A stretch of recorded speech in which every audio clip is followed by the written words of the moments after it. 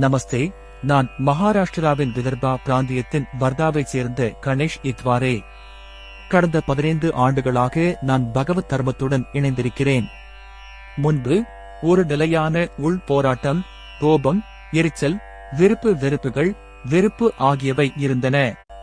நான் விரும்பியபடி விஷயங்கள் நடக்காத போதெல்லாம் அமைதியின்மை எழும்.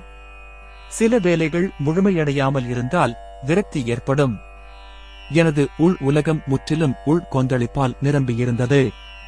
சேவை, சத்சங்கங்கள், ஹோமங்கள், ஸ்ரீ அம்மா மற்றும் ஸ்ரீ பகவான் தரிசனங்கள் மற்றும் ஸ்ரீ பகவானின் முக்தி மோக்ஷா வகுப்புகளின் மூலம் திருப்புமுனை ஏற்பட்டது. ஸ்ரீ பகவான் சொல்வது போல் முக்தி என்பது ஒரு பயணம், ஒரு இலக்கு அல்ல. படிப்படியாக என் உள் உலகில் நான் ஒரு மாற்றத்தை கண்டேன். நான் இனி மனம் புண்படுவதாக உணராத வகையில் முன்சுமந்து செல்லுதலும் மனக்காயங்களும் குறைந்துவிட்டன். அப்படிப்பட்ட ஒரு நிலை உருவானது.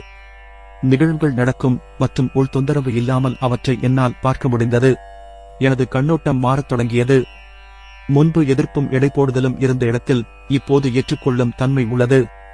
நான் வாழ்க்கையுடன் ஒத்திசைந்து செல்கிறேன் என்று சொல்லலாம். இந்த உள் மாற்றத்துடன் முரண்பாடுகள் நின்றவுடன் அமைதி எழுந்தது. அன்பு மற்றும் நன்றியுணர்வின் ஆழமான உணர்வு பிரவகிக்கத் தொடங்கியது. இனி ஒப்பீடுகள் இல்லை, உள் இரைச்சல் இல்லை. சலனமின்மை மற்றும் சிரமமில்லாத ஆனந்தத்தின் நிலை மேலோங்கத் துவங்கியது. இப்போது என்ன நடந்தாலும் அது ஒரு தெய்வீக சங்கல்பத்தின் ஒரு பகுதியாக தோன்றுகிறது. சாட்சிபாவ நிலை விழித்தெழுந்துள்ளது. இப்போது உள்ளே ஒரு ஆழ்ந்த நிசப்தம் நிலவுகிறது. உச்சநிலைகள் நிசப்தம் மற்றும் ஆனந்தத்தின் வடிவில் வருகின்றன. பிரார்த்தனைகளுக்கு மிக வேகமாக பதில் கிடைக்கிறது.